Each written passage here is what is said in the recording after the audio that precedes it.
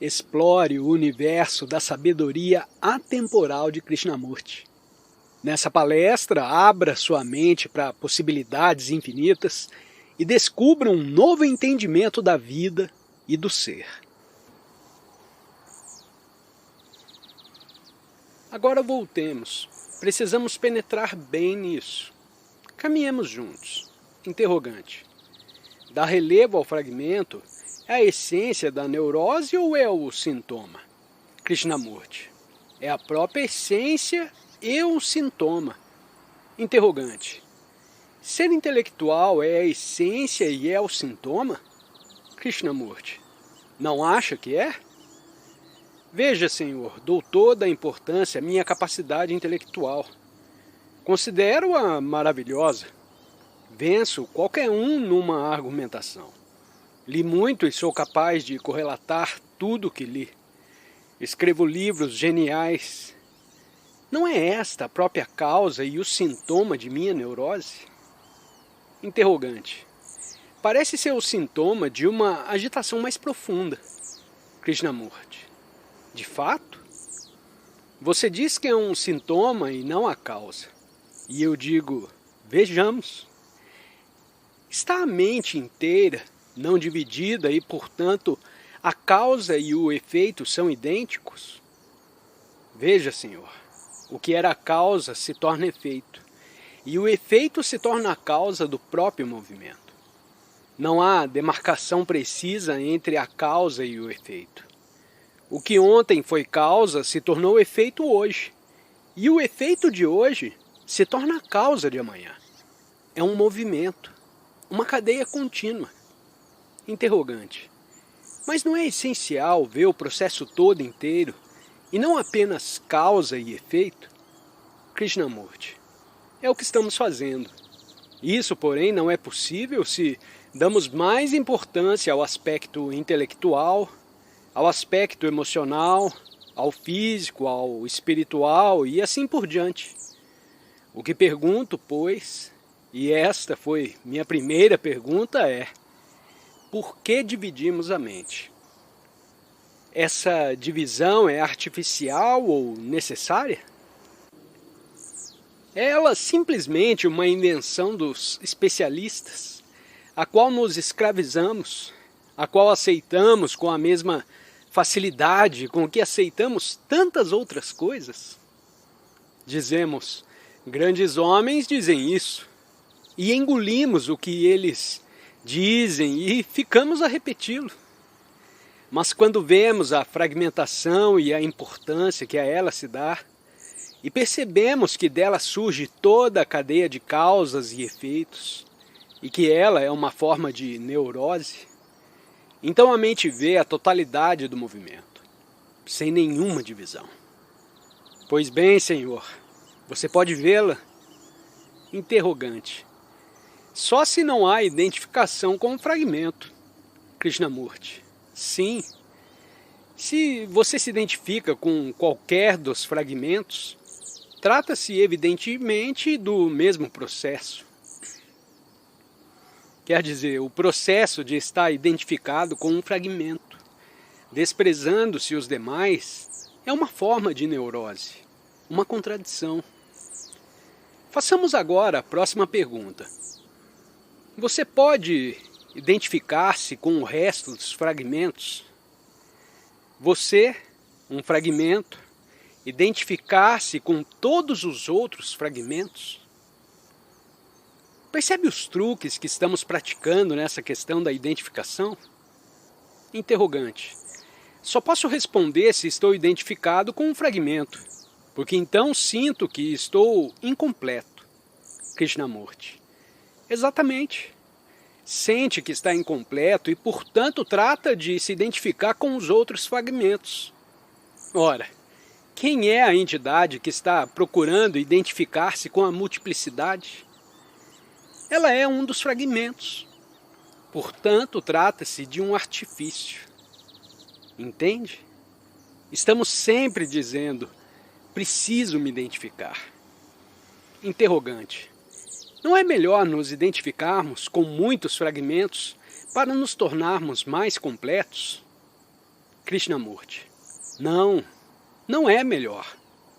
Senhor, primeiramente me deixe explicar isso de novo. Há em mim muitos fragmentos. Um dos fragmentos diz que me identificar com um só fragmento causa confusão. Esse fragmento põe-se a fazer esforços tremendos para identificar-se com outros fragmentos. Assim digo, vou me identificar com os fragmentos. Quem é essa entidade que tenta se identificar com os outros fragmentos? É também um fragmento, não acha? Portanto, ela está iludindo a si própria. Isso é tão simples. Bem, vamos continuar. Há tanto que considerar e ainda não saímos da superfície. Vemos que não há nenhuma divisão real. Isso eu vejo não verbalmente. Percebo que o observador é um fragmento que se separa dos restantes fragmentos para observá-los. Nessa observação há uma divisão. Observador e coisa observada. E há conflito, há confusão. Quando a mente percebe essa fragmentação e a futilidade de dividir-se a si própria, pode então ver o movimento total. Se não o ver, não pode fazer a próxima pergunta. Ou seja, o que existe além do consciente? Ou abaixo, acima, ou ao lado, como você preferir. Assim, se tem muito interesse, te cabe descobrir o que é a consciência e quando é que está consciente. Você entende essa pergunta? Eu estou trabalhando sozinho. Senhor, tende a aprender tudo o que é necessário aprender a esse respeito. E aprendendo, poderá tirar e ajudar os outros a aprender. Portanto, aprenda agora, pelo amor de Deus. Essa é sua missão na vida. Estamos perguntando que coisa é essa que se chama consciência. Quando é que você diz, estou consciente? Interrogante. Quando há pensamento. Krishnamurti. Mais para perto. Interrogante. Quando há dualidade. Krishnamurti. O quê? Mais para perto. Está indo para muito mais longe. Interrogante. Quando estamos fragmentados. Krishnamurti. Senhor, escute.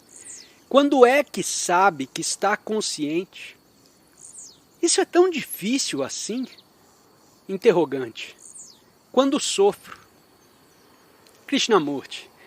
Diz aquela senhora que estamos conscientes quando sofremos, quando há conflito, quando temos um problema, quando estamos resistindo. De contrário, a vida é um fluir manso, igual e harmônico. Se está vivendo sem contradição, você tem consciência disso? Tem consciência de quando é supremamente feliz? Interrogante. Tenho. Krishnamurti. Sim? Interrogante. O que significa estar consciente? Krishnamurti. Não tem necessidade de me perguntar. Você mesmo irá descobri-lo. No momento em que se torna consciente de que é feliz, existe ainda felicidade? Ao você dizer, como eu estou contente, foi-se o contentamento. Quando está contente, você pode dizê-lo? Interrogante. Se estou consciente do contentamento, Krishnamurti, que então já é passado, só se pode estar consciente de uma coisa que passou, ou de um conflito, de uma dor, quando temos percebimento de estarmos confusos. Qualquer perturbação que se verifica nesse momento é estar consciente. E nossa vida toda inteira é uma perturbação contra a qual estamos resistindo. Se em sua vida não houvesse nenhuma desarmonia, diria alguma vez, estou consciente. Quando segue o seu caminho sem nenhuma espécie de atrito, de resistência, de batalha, nunca diz, eu existo. Só quando diz eu serei, eu sou, só então está consciente. Interrogante. Esse estado a que você refere não é o mesmo processo de identificação com uma árvore? Krishnamurti. Não, senhor. Eu já expliquei a identificação. Ao ver uma árvore, não a tomo por uma mulher ou uma igreja. É uma árvore. Isso não é identificação. Veja, senhor, descobrimos uma coisa, aprendemos uma coisa. Só há consciência quando há vir a ser, ou no tentar vir a ser. Vir a ser implica conflito. Eu serei. Quer dizer, só existe conflito enquanto a mente está presa ao verbo ser. Toda a nossa cultura se baseia nessa palavra ser. Serei um homem bem-sucedido, sou um fracassado, preciso realizar alguma coisa importante. Esse meu livro vai transformar o mundo. Você está me seguindo? Enquanto há esse movimento de vir a ser, há conflito. E esse conflito torna a mente consciente. Ou disse, preciso ser bom em vez de serei bom. Ser bom, isso é também uma forma de resistência. Ser bom. Ser e vir a ser são a mesma coisa. Interrogante. Pode-se estar consciente de um conflito? Krishnamurti. Pode-se, de certo. De outro modo, não seria possível estar consciente. Interrogante. Uma pessoa não pode estar tão envolvida em um conflito que não o percebe? Krishnamurti. De certo. Isso é uma forma de neurose. Senhor, já visitou alguma vez um hospital de alienados? Qualquer um de vocês? Eu estive num deles. Não como doente, porém em companhia de um analista. E todos os doentes. Do andar mais alto, onde são confinados os mais violentos, ao andar mais baixo, onde se acham os mais ou menos mansos, todos se achavam em conflito. Elevado ao grau de exageração bem entendido. A diferença é só que eles estão lá dentro e nós aqui fora. Interrogante. Estou tentando distinguir entre consciência e percebimento. Krishnamurti. É a mesma coisa. Percebimento implica que se está consciente da divisão. Quando se está consciente, sem haver divisão e escolha, isso significa que a mente não está presa no movimento de vir a ser ou de ser. Você entende? O movimento da consciência é todo ele no sentido de vir a ser ou de ser. Vir a ser famoso, vir a ser um trabalhador social, útil ao mundo. Após observar a fragmentação, após observar o movimento total da consciência, descobre-se que todo esse movimento se baseia nisso. Vir a ser ou ser. Se aprendeu isso, Senhor, e não simplesmente concordou comigo, pode fazer agora uma pergunta inteiramente diferente. O que existe além do movimento de vir a ser e de ser? Você não está fazendo essa pergunta, mas eu a faço. Você a compreende, Senhor? Olhando esse problema da consciência, tanto do ponto de vista analítico como do filosófico, percebi que a divisão foi criada pelo via ser ou ser. Quero ser hinduísta, porque isso não só me promete vantagens materiais, mas também progresso espiritual. Se rejeito o hinduísmo, quero ser outra coisa. Ser eu mesmo, identificar-me comigo mesmo. Aí temos um idêntico processo, mais uma vez. Assim observo, vejo que o movimento total da consciência é esse movimento de ser ou vir a ser alguma coisa. Ou não ser ou não vir a ser. Ora, como vejo esse movimento? Eu o vejo como coisa exterior a mim?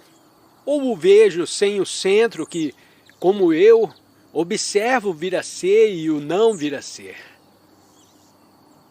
Você compreende essa pergunta? Não, me parece que não. Percebo que a consciência total é esse movimento. Dizendo percebo, significa isso, que o percebo como uma coisa existente, fora de mim. Qual um quadro pendente da parede ou exposto à minha frente? Ou vejo esse movimento como parte de mim, como minha própria essência? Vejo esse movimento de um centro? Ou o vejo sem esse centro? Se o vejo de um centro, esse centro é o ego, o eu, que constitui a essência mesma da fragmentação. Portanto, quando há observação por parte do centro, só estou observando o movimento como um fragmento, como uma coisa exterior a mim, a qual preciso compreender, agarrar com ela, lutar, etc. Mas se nenhum centro há, isto é, nenhum eu, porém apenas um observar de todo esse movimento, esse observar conduzirá à próxima pergunta. Assim, qual das duas coisas você está fazendo? Veja, por favor, que não estamos fazendo terapia em grupo, que isso não é um entretenimento de fim de semana, que não estamos aprendendo de alguém alguma coisa, como tornar-se sensível ou como aprender a viver criadoramente. Deixe de lado tudo isso. Estamos empenhados num trabalho difícil, numa investigação profunda. Ora, como está observando? Se não se compreende essa questão, a vida se torna uma tortura, um campo de batalha. Nesse campo de batalha, deseja aperfeiçoar a artilharia ou promover a fraternidade, se mantendo, entretanto, em seu isolamento. Há quanto tempo estamos fazendo esse jogo? Assim, se é verdadeiramente e profundamente sério, deve responder a essa pergunta. Está observando o movimento total da consciência como uma entidade exterior, sem nenhuma relação com a coisa que está observando? Ou está observando sem nenhum centro? E quando se observa dessa maneira, o que acontece? Podemos fazer uma pequena digressão? Todos vocês sonham muito, não é? Já perguntou por que sonha? Não como interpretar os sonhos, que é uma pergunta impertinente. Aqui mais adiante responderemos.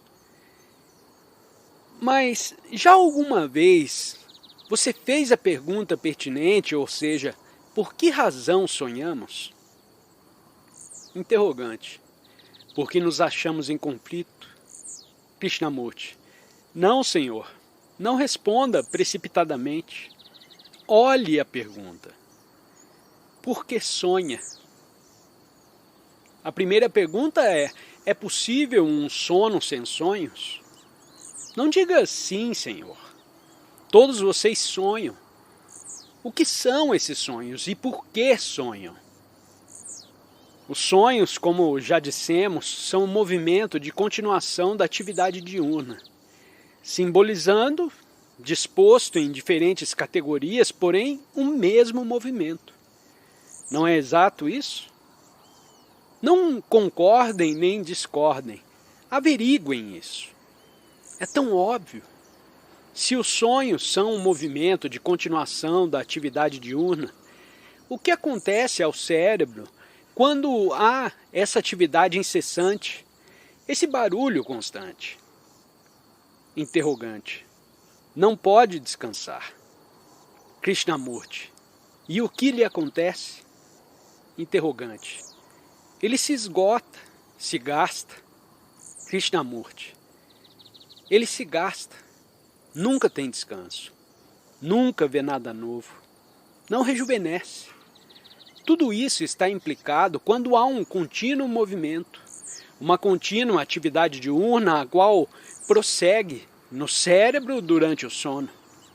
No estado de sono pode-se prever algum acontecimento futuro porque há então um pouco mais de sensibilidade, um pouco mais de percepção e etc. Mas trata-se do mesmo movimento. E pode esse movimento que se verifica durante o dia terminar com o dia e não ser transportado para o sono? Isto é, ao ir para a cama, estar inteiramente terminado? Não responda já a esta pergunta. Nós vamos examiná-la.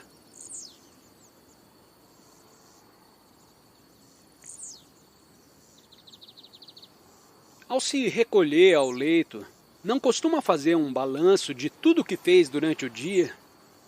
Ou simplesmente se joga na cama e se aferra no sono? Não costuma passar em revista o dia dizendo isso devia ter sido feito ou aquilo não devia ter sido feito?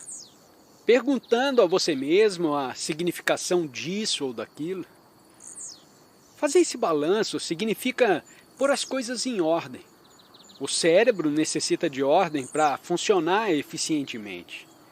Se sonha, isto é, se o movimento das atividades do dia prossegue em seu sono, não pode haver ordem. Como o cérebro necessita de ordem, ele a produz instintivamente enquanto dorme. Desperta um pouco mais revigorado porque tem um pouco mais de ordem. O cérebro não pode funcionar eficientemente se há qualquer forma de conflito, qualquer forma de desordem. Interrogante. Não existem outras espécies de sonhos nos quais são transmitidas comunicações de diferente natureza? Krishnamurti. Em primeiro lugar, compreenda o que é ordem. O movimento da vida diária prossegue no decurso do sono. Porque nesse movimento diário há contradição, há desordem, desarmonia, e durante o sono, por meio dos sonhos e diferentes formas de não sonhar, o cérebro trata de estabelecer a ordem em seu próprio caos. Se faz ordem durante o dia, o cérebro não tem necessidade de pôr as coisas em ordem durante o sono. Veja o quanto isso é importante. Portanto, o cérebro fica em repouso, quieto, revigorando-se e renovando-se. Não sei se já notou quando tem algum problema, como passa o dia a refletir nele e como ele continua a te preocupar durante a noite. Na manhã seguinte, desperta cansado do problema, mas continua pelo dia fora a atormentar-se com ele, tal como um cachorro roer um osso. Nesse trabalho fica empenhado o dia inteiro até a hora de ir de novo para a cama. Afinal, o cérebro esgota-se de todo e então, nesse estado de exaustão, pode ver algo novo. O que queremos dizer é uma coisa muito diferente. Ponha fim ao problema logo ao surgir. Não o transporte para o dia seguinte, nem para o minuto seguinte. Acabe com ele. Alguém te insultou, te ofendeu, dê isso por acabado. Alguém te enganou, te disse coisas desamáveis. Veja isso e não o leve para frente. Não o ponha às costas como um fardo. Acabe na mesma hora em que está sendo dito e não depois. A desordem é um estado neurótico do cérebro que acaba provocando um caso de doença mental. Ordem significa terminar o problema logo que surge, de modo que o movimento do dia não prossiga durante a noite e não haja sonhos, porque foi resolvendo tudo pelo caminho. Não sei se percebe a importância disso, porque então se pode fazer a próxima pergunta. O que existe além de tudo isso?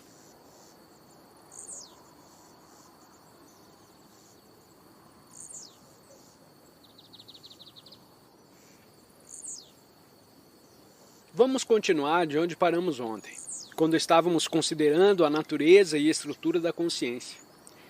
Sem dúvida, a fim de poder operar-se uma total mutação na mente humana e, portanto, na sociedade, é necessário considerar essa questão. Nela temos de penetrar profundamente para descobrir se existe alguma possibilidade da consciência passar por uma metamorfose, uma completa mudança de si própria. Porque é evidente que todas as nossas ações, sérias ou levianas, superficiais ou profundas, resultam e originam-se dessa consciência. E como dissemos, dentro dessa consciência existem numerosos fragmentos, cada um dos quais assume o predomínio conforme as circunstâncias. Se não compreendermos o conteúdo da consciência e a possibilidade de ultrapassarmos, toda ação, por mais significativa que seja, produzirá necessariamente confusão. Revela, pois, compreender bem claramente a natureza fragmentária de nossa consciência.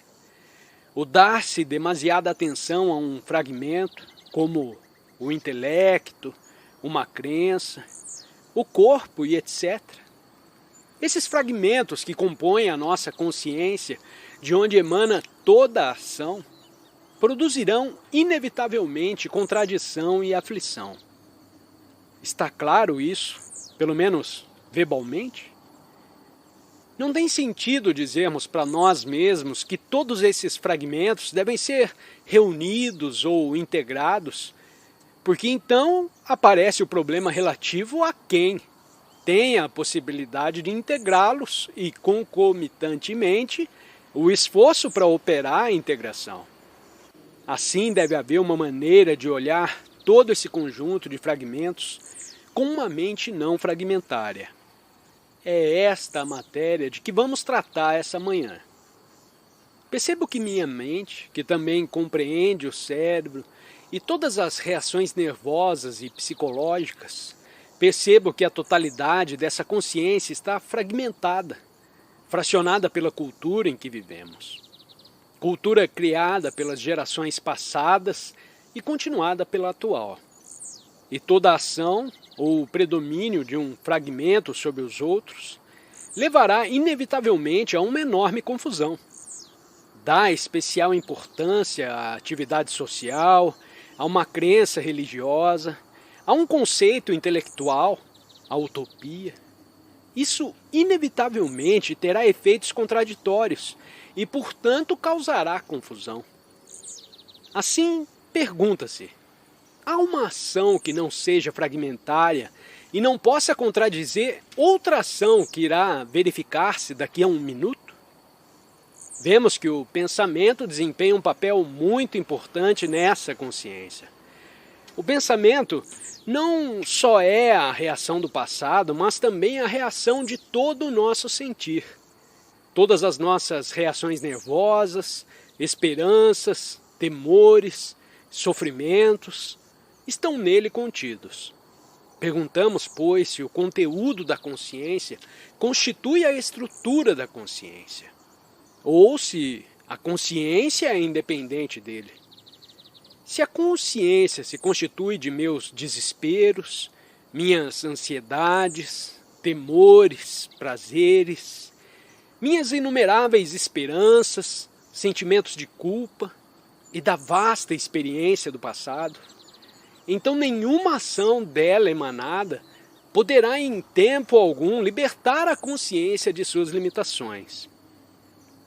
Não concorde com o que estou dizendo, pois não estamos tratando de uma simples matéria escolar.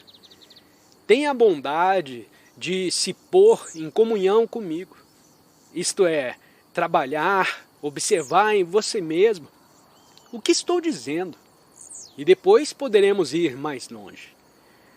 Por ora, eu estou falando a maneira de introdução. Minha consciência é o resultado da cultura em que vivo. Essa cultura tem estimulado e desestimulado várias atividades, vários prazeres, temores, esperanças e crenças. Essa consciência constitui o eu.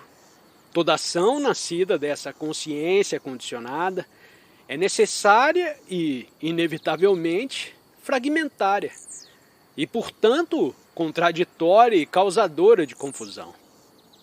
Se nascesse num mundo comunista, socialista ou católico, sua mente está condicionada por essa cultura, pelos padrões, valores e aspirações dessa sociedade. E toda ação oriunda dessa consciência não pode deixar de ser fragmentária. Não me faça perguntas por enquanto. Fique observando a você mesmo. Escute primeiro o que o orador tem a dizer, sem se intrometer suas perguntas ou pensamentos. Após ter ouvido tudo, sossegadamente, poderá começar a fazer perguntas. Poderá dizer, está enganado, está certo e etc. Mas se ficar a questionar mentalmente o que se for dizendo, nesse caso, não estará escutando. E então cessará a comunicação entre nós, e não estaremos em comunhão. E sendo extremamente complexo e sutil o problema que vamos considerar, deve previamente escutar. Estamos investigando o que é a consciência. É ela constituída das numerosas coisas que contém, ou é livre de seu conteúdo? Se é livre do conteúdo, então a ação resultante dessa liberdade não é ditada pelo conteúdo. Se não é livre, então o conteúdo dita toda a ação. Vamos agora aprender sobre essa consciência. Observando a mim mesmo, percebo que sou o resultado do passado, do presente, das esperanças que tenho para o futuro. Tudo isso e seus inúmeros fragmentos constituem o palpitante conteúdo, a essência da consciência. E toda ação nascida desse conteúdo não só será necessariamente fragmentária, mas dela não virá liberdade. Pois pode essa consciência esvaziar-se, descobrir se existe uma consciência livre, de onde promana uma ação inteiramente nova? Eu estou me fazendo claro? O conteúdo da consciência é como um pequeno charco, onde uma pequena rã está a fazer um enorme barulho. Essa rã diz, hei de descobrir como sair desse charco. E se está esforçando por ultrapassar a si própria, mas continua a ser uma rã aprisionada num charco. Pode esse charco esvaziar-se de todo o seu conteúdo? Meu pequeno charco é a cultura em que vivo, e meu pequenino eu, a rã que mora nesse charco. Está a batalhar contra essa cultura e a dizer, preciso sair daqui. Mas ainda que consiga sair, continuará a ser uma insignificante rã. E o lugar para onde irá, não importa qual seja, será ainda um pequeno charco, por ele próprio criado. Veja isso, por favor. A mente percebe que toda atividade a que se entrega, ou a que é forçada, é um movimento entre os limites da consciência e seu conteúdo. Em vista disso, o que pode a mente fazer? Terá ela alguma possibilidade de ultrapassar essa limitada consciência? Essa é a primeira questão. A segunda questão é, o pequeno charco onde mora a rã poderá expandir-se e ampliar-se, mas o espaço que ela criar continuará dentro dos limites de uma certa dimensão. Essa rã, ou melhor, esse macaco, é capaz de adquirir uma enorme soma de conhecimentos, de ilustração e experiência. Esse saber e experiência poderão lhe proporcionar um certo espaço para ele expandir-se. Mas no centro desse espaço está sempre o macaco. Assim, o espaço contido na consciência é sempre limitado pelo centro. Se existe um centro, a circunferência ou fronteira da consciência, por mais que se dilate, é sempre um limite. O tal macaco poderá meditar e seguir vários sistemas, mas será sempre um macaco. Portanto, o espaço que cria para si próprio será sempre limitado e superficial. Esta é a segunda questão. Agora, a terceira, que é espaço sem centro. Vamos tratar de descobri-lo.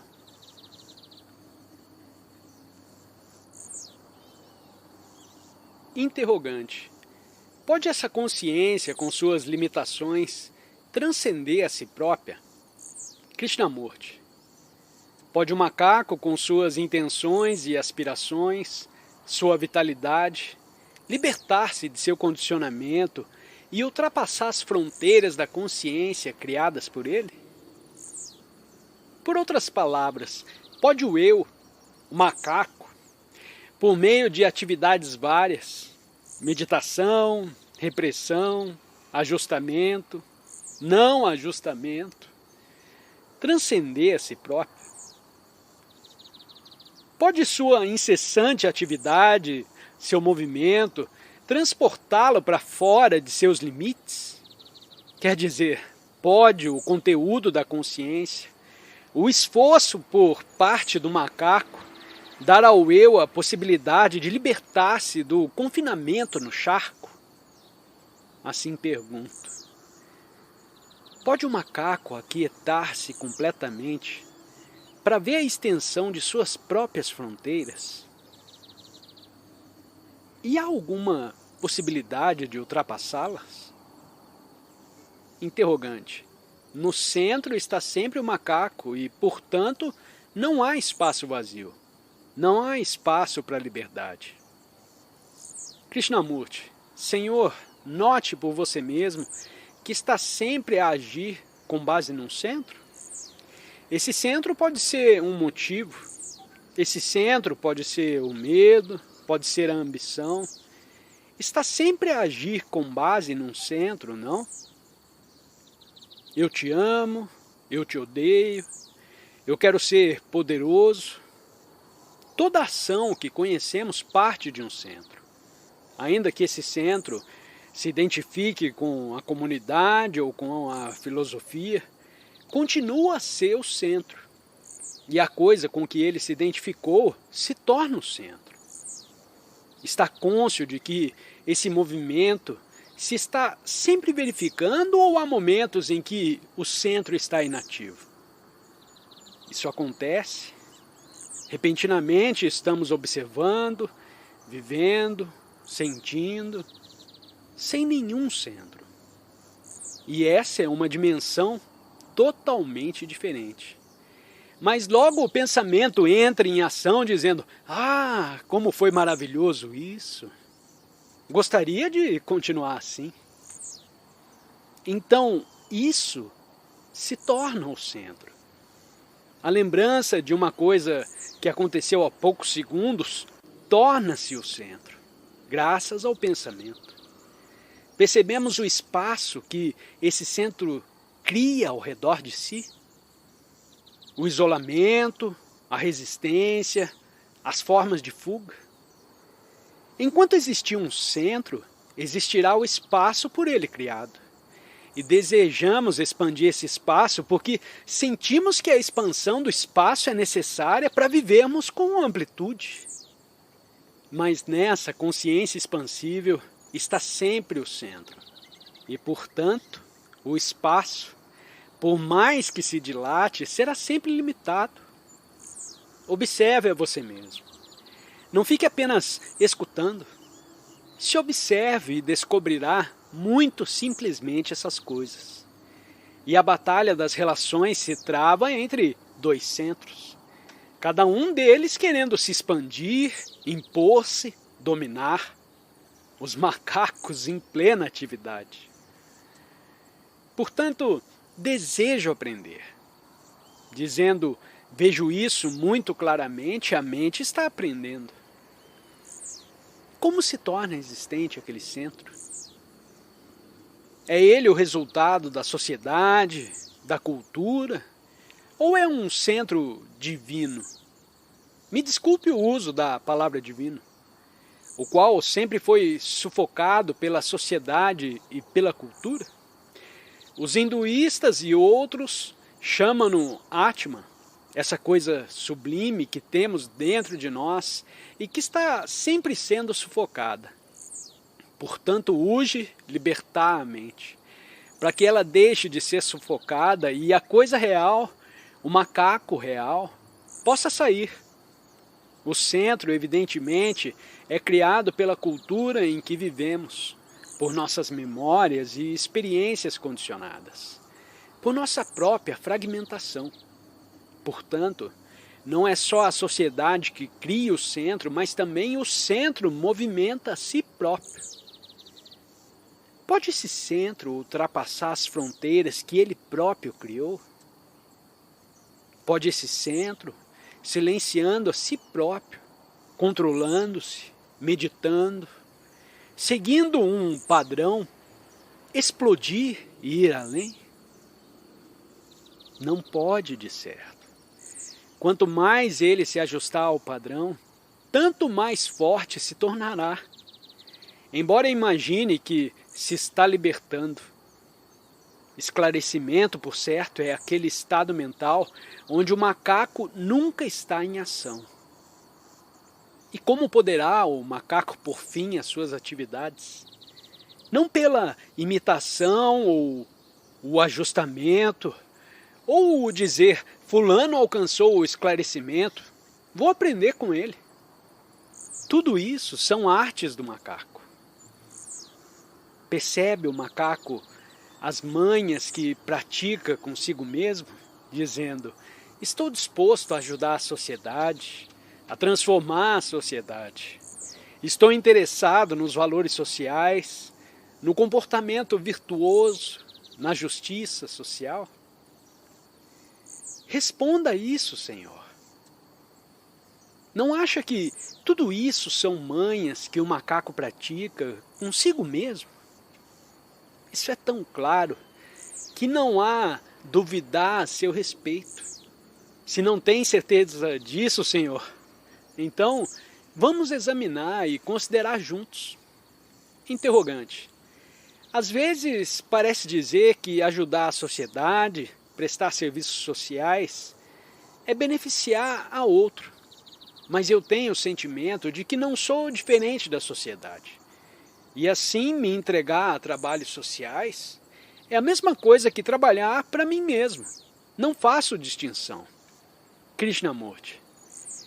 Mas se não faz distinção, não tenho nenhuma intenção de menoscabar-vos, Senhor. Eu te pergunto, o centro continua existente? Interrogante. Não devia continuar. Krishnamurti. Nada de não devia, porque então entramos num domínio muito diferente. Devia, não devia. Podia e não podia. Isto é, no domínio da teoria. O fato é esse. Embora eu reconheça que eu e a sociedade somos uma unidade, continua o centro, o eu, o macaco, em ação? A primeira questão é essa. Percebo que enquanto houver qualquer movimento por parte do macaco, esse movimento levará inevitavelmente a alguma espécie de fragmentação, ilusão e caos. Em palavras mais simples, este centro, o eu, o egoísmo sempre em atividade, ainda que eu seja divino, esteja muito interessado na sociedade e diga, eu sou a sociedade. Esse centro está em ação? Se está em ação, a frase eu sou a sociedade não tem sentido nenhum. A segunda questão é: como pode esse centro desaparecer? Por meio da determinação, da vontade, de exercícios e várias formas neuróticas de compulsão, dedicação e identificação? Todo movimento dessa ordem é próprio do macaco. Portanto, a consciência e o espaço nela contido ainda estão ao alcance do macaco. Assim diz a mente: estou vendo com toda clareza. Vendo no sentido de estar percebendo a coisa, tal como se percebe esse microfone, isto é, sem condenação. Vendo simplesmente. E então, o que acontece? Para se ver uma coisa, escutar uma coisa, necessita-se de atenção completa, não? Se desejo compreender o que está dizendo, preciso prestar toda a atenção. Nessa atenção, está em atividade o macaco? Verifique isso. Quer escutar o que está dizendo, que pode ser importante ou sem importância. E para compreendê-lo, preciso prestar atenção. Quer dizer, minha mente, meu coração, meus nervos, tudo deve pôr-se em perfeita harmonia para prestar atenção. A mente não separada do corpo, o coração não separado da mente, um todo perfeitamente harmônico e atento. Isso é o que é atenção. E pode a mente prestar atenção completa às atividades do macaco? Sem condená-las, sem dizer certo ou errado, está simplesmente observando as manhas do macaco. Nessa observação não há análise. Isso é realmente importante, senhores.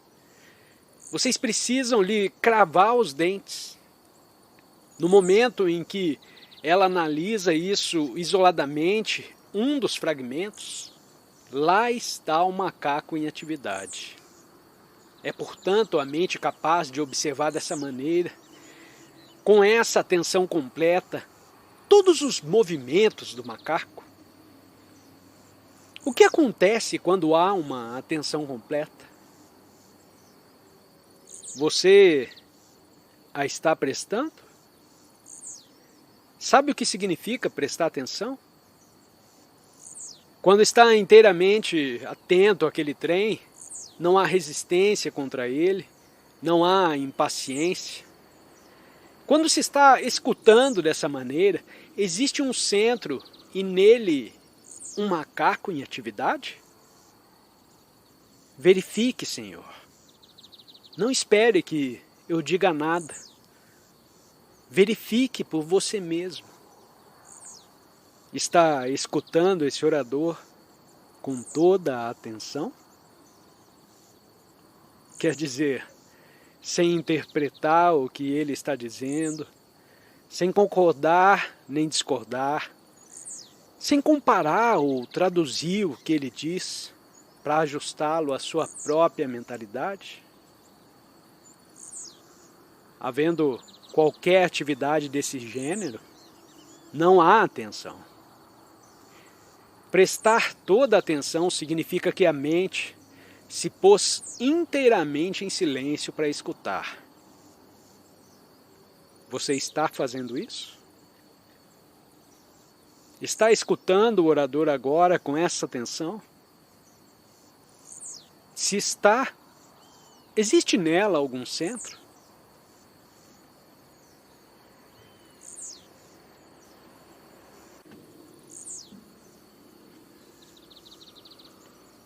Não importa se está passivo ou ativo. Eu perguntei se estão escutando. Escutar significa estar atento. E nessa atenção, está em atividade o macaco? Não diga nem sim, nem não. Descobre e aprende. E qual é a natureza dessa atenção onde não há centro, com um macaco a fazer manhas? Interrogante. Nessa atenção a mente está vazia de pensamento? Krishnamurti. Não sei, senhor. Não a verbalizei com expressões tais como sem pensamento, vazia e etc. Aprendei e descubra. E isso requer uma atenção constante e não uma atenção passageira. A natureza da mente quando nesse estado de atenção completa. Interrogante. Ao dizermos que a mente não está presente, ela está presente. Krishnamurti. Não, senhor. Se diz que ela não está presente para a comunicação verbal, então está presente a memória. Mas eu estou perguntando, quando está completamente atento, existe centro? Ora, isso é tão simples. Quando está assistindo a uma coisa verdadeiramente divertida, que te faz rir, existe algum centro? Se uma coisa te interessa e não está a tomar partidos, porém simplesmente observando, existe nesse observar algum centro? Ou seja, o macaco? Se não há centro, a questão então é esta. Pode essa atenção fluir, manter-se em movimento, não apenas um momento e depois desaparecer, porém continuar a fluir naturalmente, suavemente, sem esforço algum? Esforço implica a presença do macaco, o aparecimento do macaco. Você está me acompanhando? O macaco deve entrar em ação quando se trata de executar um certo trabalho. Mas nasce da atenção essa atividade do macaco ou é independente da atenção? Ir para o escritório trabalhar, isso é um movimento da atenção ou é movimento do macaco, que entra em ação e diz, quero ser melhor que meus colegas, ganhar mais dinheiro, trabalhar mais, competir, tornar-me um gerente? Penetre nisso, Senhor. Qual dos dois movimentos existe em sua vida? O movimento da atenção ou o movimento do macaco? Responde a isso por você mesmo. Se o macaco entra em ação e faz alguma diabrura, e os macacos estão sempre fazendo diabruras, pode essa diabrura ser apagada e não deixar marca? Continue a penetrar, senhores. Não está vendo a beleza que há nisso? Ontem alguém te disse uma coisa inverídica. Entrou em ação o macaco lhe dando vontade de dizer, "Ei, você é um mentiroso?" Ou o que houve foi o movimento da atenção no qual não está em atividade o macaco? Se foi, então aquela inverdade não produz marca nenhuma. Quando o macaco reage, ela deixa a marca. Assim pergunto, pode essa atenção estar sempre em movimento? Não como manter uma atenção contínua, porque então é o macaco quem está perguntando, mas quando existe sempre o movimento da atenção, a mente acompanha simplesmente esse movimento. Te cabe responder a essa pergunta. Pode a atenção estar sempre em movimento? Eis com efeito uma pergunta de vital importância. Nós só conhecemos o movimento do macaco e, só uma vez ou outra, temos a atenção em que o macaco absolutamente não aparece. Mas depois o macaco diz, ei, eu quero ter essa atenção. E lá se vai ele para o Japão aprender a meditar, ou para a Índia, sentar-se aos pés de alguém. E perguntamos, esse movimento da atenção não está em nenhuma relação com a consciência, tal como a conhecemos? Não está, evidentemente. Pode essa atenção, como movimento, fluir, como fluem todos os movimentos? E se o macaco entra em ação, Pode ele próprio tornar-se cônscio de estar em ação e assim não se intrometer no movimento da atenção? Ontem alguém me insultou e o macaco estava acordado para dar a resposta. Mas como se tornou cônscio de si próprio e de todas as consequências de suas manhas, ele se aquietou e deixou a atenção fluir. Não é questão de como manter o movimento. Importa perceber isso, porque no momento em que se diz preciso manter o movimento, isso é a ação do macaco. Mas se o macaco sabe que está em atividade, então a sensibilidade própria desse percebimento o torna imediatamente quieto. Interrogante. Nesse movimento da atenção, não há interesse egoísta. Portanto, não há resistência nem desperdício de energia. Krishnamurti. Senhor, atenção significa energia elevada ao mais alto grau, não é? Na atenção está concentrada toda a energia não fragmentada. No momento em que ela se fragmenta e começa a ação, então está em atividade o macaco. E quando o macaco, que também está aprendendo e se tornou sensível e cônscio, percebe o desperdício de energia, logo se aquieta naturalmente. Não há então, a um lado o macaco e a outro lado a atenção. Não há divisão entre o macaco e a atenção. Se há divisão, a atenção se torna o eu superior. Vocês sabem quantos artifícios os macacos inventaram? Mas a atenção é um movimento total, uma ação total, não oposta à atenção. Infelizmente, o macaco tem também vida própria e desperta. Quando não há centro algum, isto é, no apogeu da atenção, você pode me dizer o que então acontece? O que aconteceu à mente que está atenta em tão alto grau, sem o mínimo desperdício de energia? O que aconteceu então? Diga, senhores, não quero ficar falando o tempo todo. Interrogante. Há silêncio total. Não há autoidentificação. Krishnamurti. Não quero nenhum dos artifícios inventados pelo macaco. O que foi que aconteceu, não só ao intelecto, ao cérebro, mas também ao corpo. Muito já falei, mas não aprenderam. Se esse orador não voltar mais aqui, se morrer, o que acontecerá? Como você irá aprender? Aprenderá de algum yogi? Nunca! Portanto, aprenda agora. O que foi que aconteceu à mente que se tornou sobremodo atenta, na qual se concentrou toda a energia? O que aconteceu ao intelecto? Interrogante. Ele vê. Krishnamurti. Não o sabe. Não faça conjecturas, por favor. Interrogante. Está totalmente quieto. Krishnamurti.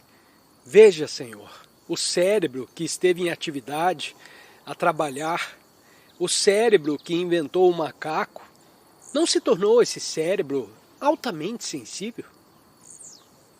Se não o sabe, tenha a bondade de não conjecturar.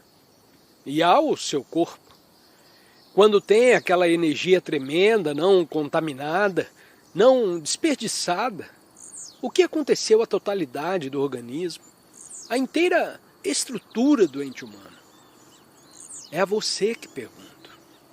Interrogante. Desperta, torna-se vivo e aprende. Krishnamurti. Não, Senhor. Ele precisa tornar-se vivo para aprender. Do contrário, não se pode aprender. Se diz, creio no meu preconceito, gosto do meu preconceito, meu condicionamento é maravilhoso. Nesse caso, está dormindo e não está desperto. Mas no momento em que começa a questionar, a aprender, está começando a ficar vivo. Não é isso o que estou perguntando. O que foi que aconteceu ao corpo e ao cérebro? Interrogante. A completa ação recíproca. Não há divisão, mas um percebimento total. Krishnamurti. Senhor, se não está a dissipar energia com frioleiras, o que aconteceu ao mecanismo do cérebro? Interrogante. Ele está vivo. Krishnamurti. Tenha a bondade de se observar. Preste atenção a qualquer fato, completamente, com o seu coração, com o seu corpo, com a sua mente, com tudo o que tem, cada partícula, cada célula, e veja o que acontece. Interrogante. Nesse momento a gente não existe. Krishnamurti. Sim, Senhor. Mas o que aconteceu ao cérebro? Não a você. Concordo que o centro já não existe, mas existe o corpo, o cérebro.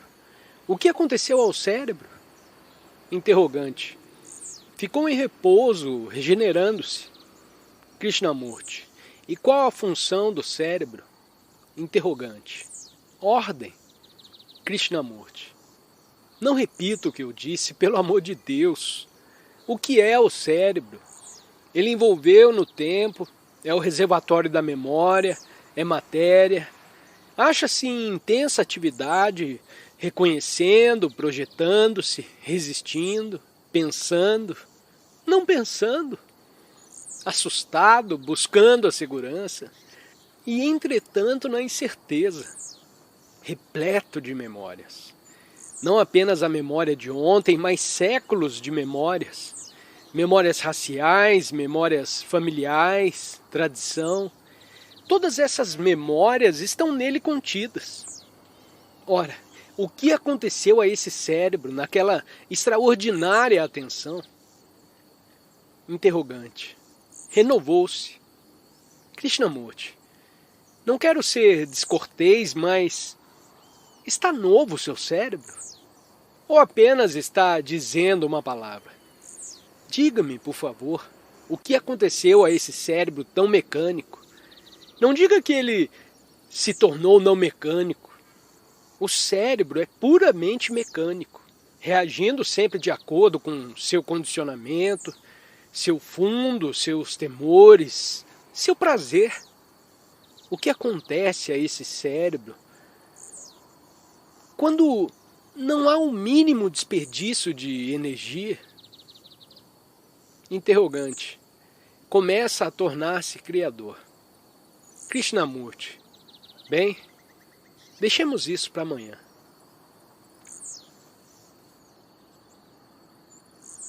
Agradecemos por se conectar conosco nessa experiência enriquecedora com Krishnamurti. Para aprofundar seu entendimento, confira os 2 vídeos recomendados na tela. Desafie-se a explorar mais. Compartilhe suas perspectivas nos comentários e não se esqueça de se inscrever para continuar essa jornada conosco.